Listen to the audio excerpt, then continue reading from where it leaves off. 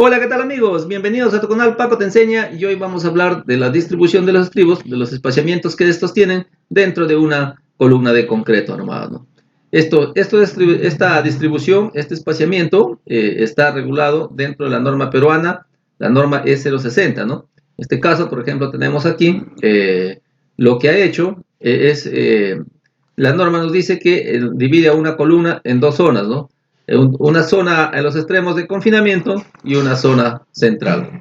Ahora, los parámetros para regular esta separación dentro de estas zonas está en el capítulo 21.4.5.3 y en el capítulo 21.4.5.4.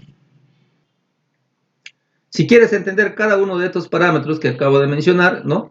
Quédate hasta el final del video y te lo explicaré paso a paso para hacerlo o entenderlo de una manera sencilla. Antes de continuar con el video, como siempre, te pido que apoyes a mi canal dándole me gusta, suscríbete, comenta y comparte con la finalidad que me incentives a seguir creando más contenido. Como decíamos, ¿no? En el capítulo 21.4.5 tenemos el capítulo que nos habla sobre elementos a flexo compresión, ¿no? En este capítulo nos habla de las columnas, ¿no? Que van a estar sometidas tanto a cargas verticales, como es el caso del peso que estas soportan, y a cargas laterales, ¿no? Por eso nos habla de flexo compresión. Las cargas laterales, debidos a temas, pueden ser de sismos, obviamente, ¿no? Ahora, aquí nos establece las condiciones mínimas, ¿no? Por ejemplo, en el tema de la cuantía mínima, o sea, el tema del refuerzo, ¿no? Como mínimo, cuánto de refuerzo debe tener una columna, ¿no? Y también nos plantea en el tema de los estribos las condiciones que estos deben tener para poder repartirlos adecuadamente dentro de una columna, ¿no? Nos habla también que los estribos pueden ser de 8 milímetros en barras menores hasta 5 octavos y de 3 octavos en barras mucho mayores hasta 1 pulgada de diámetro, ¿no? Y de ahí en adelante los estribos pueden ser de media pulgada. Bien, entonces, como decía, en el gráfico anterior lo que hicimos es mencionar sobre estas zonas que establece la norma, ¿no? Una zona de confinamiento en los extremos y una zona central.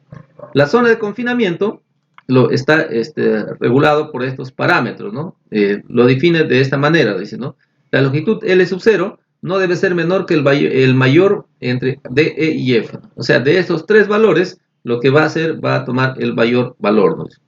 Está en función de, L sub 0 está en función de una sexta parte de la luz libre del elemento.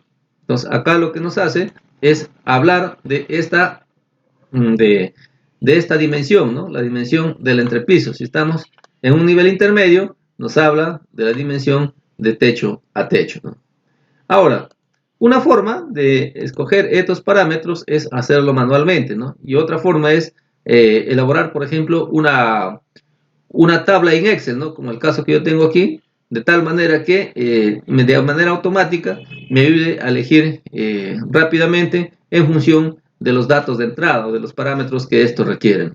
Por ejemplo, acá los datos de entrada son la longitud del entrepiso, el diámetro de las barras, la barra longitudinal, porque estos nos piden acá para el tema del espaciamiento, ¿no?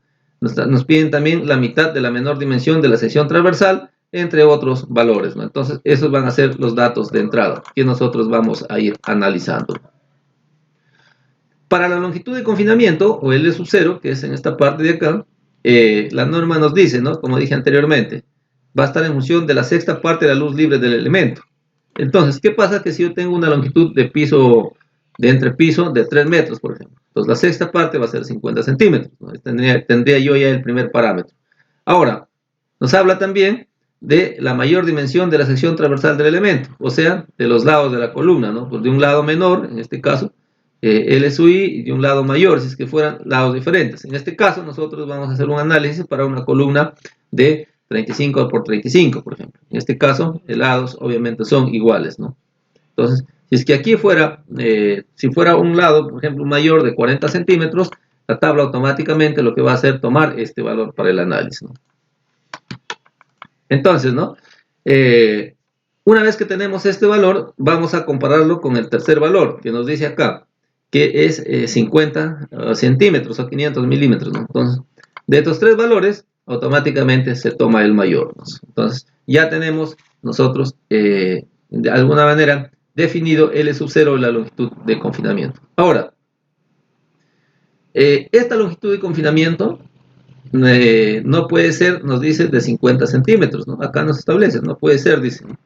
L sub 0 no puede ser menor que el mayor valor entre A, B, C o D. Entonces, el mayor valor para columnas con secciones menores, obviamente, a 50 centímetros y menores a 3 metros de longitud, siempre va a ser 50 centímetros, ¿no? Entonces, por ejemplo, si nosotros tenemos aquí para una columna de 2.80, ¿cuánto va a ser la sexta parte? 46, ¿no? Entonces, lo que va a tomar es el mayor valor, o sea, siempre va a ser para columnas menores a 3 metros, el valor, y con secciones menores a 50 centímetros, obviamente que va a ser 50 centímetros. Una vez establecido la zona de confinamiento, nosotros lo que tenemos que es establecer esta separación dentro de la zona de confinamiento. Y esta separación lo que nos establece de la siguiente manera. Dice, el espaciamiento S sub 0 no debe exceder del menor valor de entre A, B, C y D. O sea, de estos tres parámetros, ¿no? Y acá nos dice, ¿no? 8 veces el diámetro de la barra longitudinal confinada de menor diámetro. O sea, para esto nosotros tenemos que tener definido ya el tema de las dimensiones de la columna. Entonces, y la cantidad de acero que va aquí. Entonces, recordando siempre que dentro de estos parámetros ya se tiene que tener definido todas las características de la columna. Y esto involucra que ya debe tener un diseño estructural, ¿no? Para poder dimensionar y poder el acero correcto, ¿no?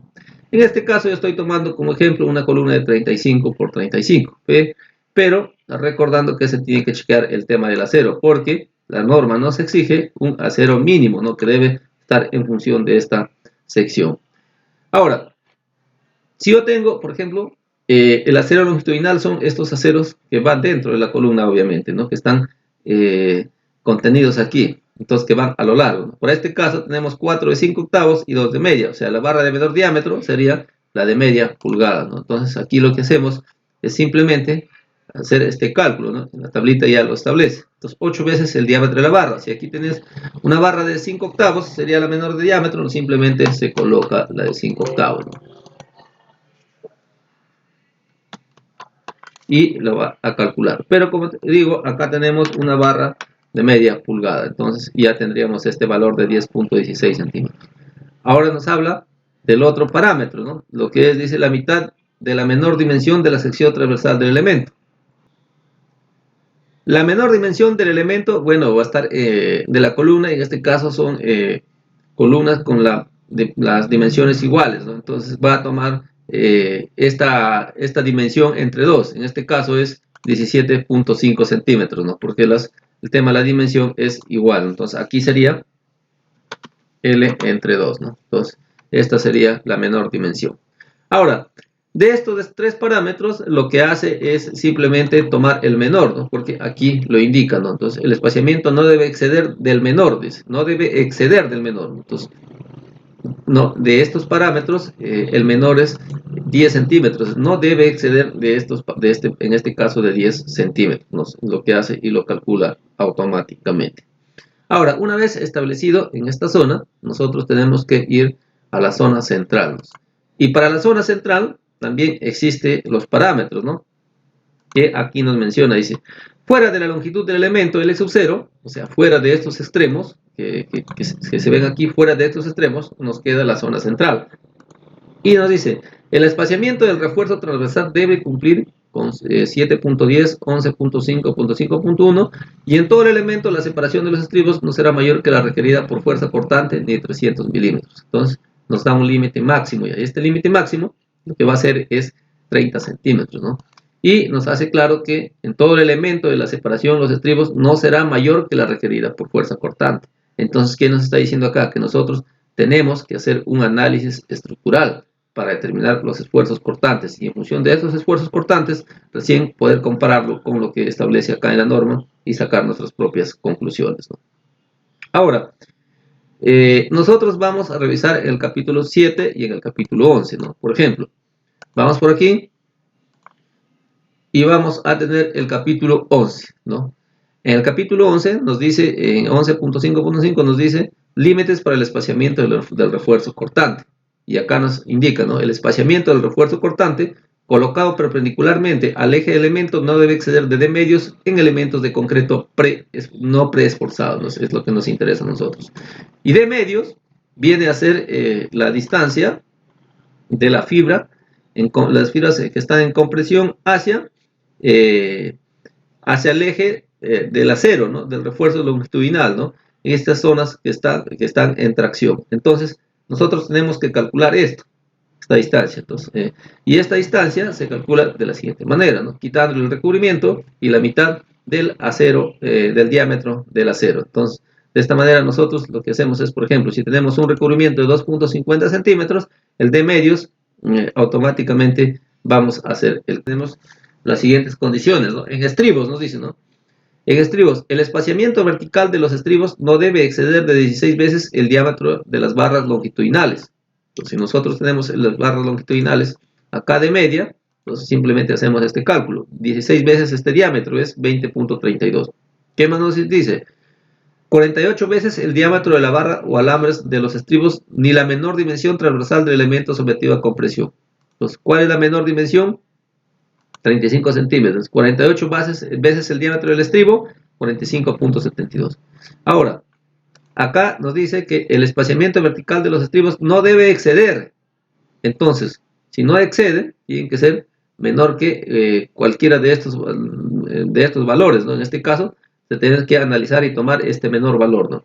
Este menor valor tenemos que compararlo con los siguientes, que nos dice, que nos dijo anteriormente, ¿no? Que nos dice acá, por ejemplo, nos dice que el espaciamiento del refuerzo cortante colocado previamente al eje de elemento no debe exceder de D medios. O sea, de estos tres valores, de estos cuatro valores, tenemos que tomar el valor y compararlo con 30 centímetros. Porque en esta parte, la norma nos dice que no puede ser mayor que 30 centímetros. O sea, no puede pasar de este valor. Entonces, una vez que tenemos esto, hacemos la comparación y tomamos el valor de 15.93 automáticamente. De esta manera, lo que nos ayuda de una manera rápida, ¿no? A hacer estas comparaciones, lo que nos establece las normas en estos ítems.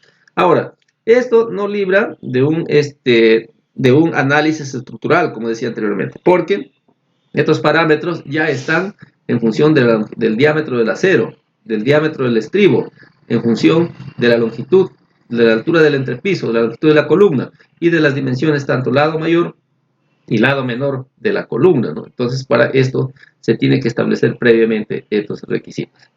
Una vez que tenemos este valor, nosotros lo que vamos a hacer es simplemente distribuir los estribos, ¿no? Acá tenemos, por ejemplo, yo he elaborado, si pongo un estribo a 5, los más estribos automáticamente se van a calcular, ¿no? 5 a 10 y 12 estribos a 15.83 me saldría, ¿no? Con la dimensión que para colocarlo en obra, ¿no?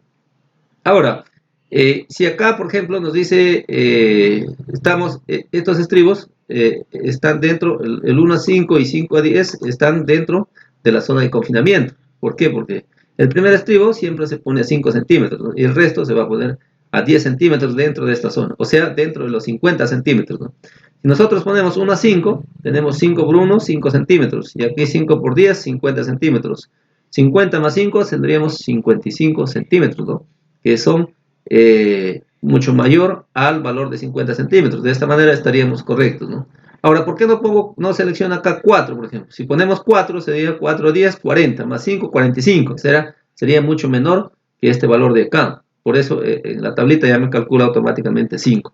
Ahora, ¿qué pasa si yo pongo, por ejemplo, 2 estribos a 5? Podría ser, ¿no? 5 por 10, 5 por 2, 10. Más 10 por 4, acá sería 40. Más 10 centímetros. De la parte inferior sería 50 centímetros, que está dentro de este rango, ¿no? Y así sucesivamente solamente ubicaría el primer estribo, ¿no? Por ejemplo, si pongo 3, me quedaría 10.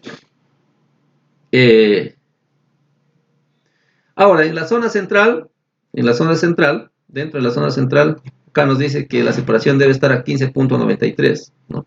Y acá nos dice 15.83. ¿Por qué?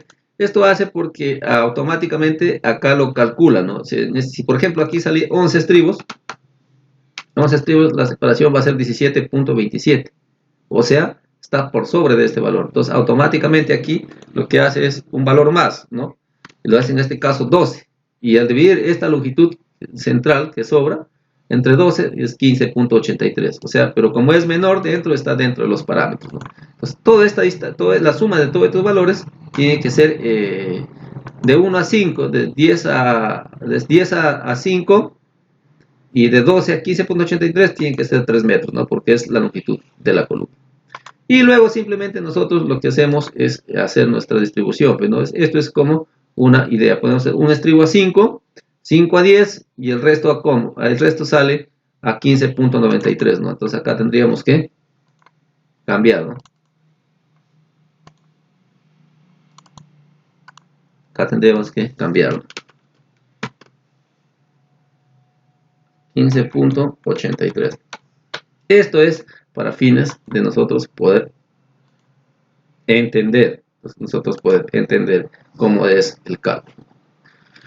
Bien amigos, como dije anteriormente, esto es una guía rápida y sencilla, no necesariamente nos exhibe, nos libra del tema, nos exime del tema del cálculo estructural.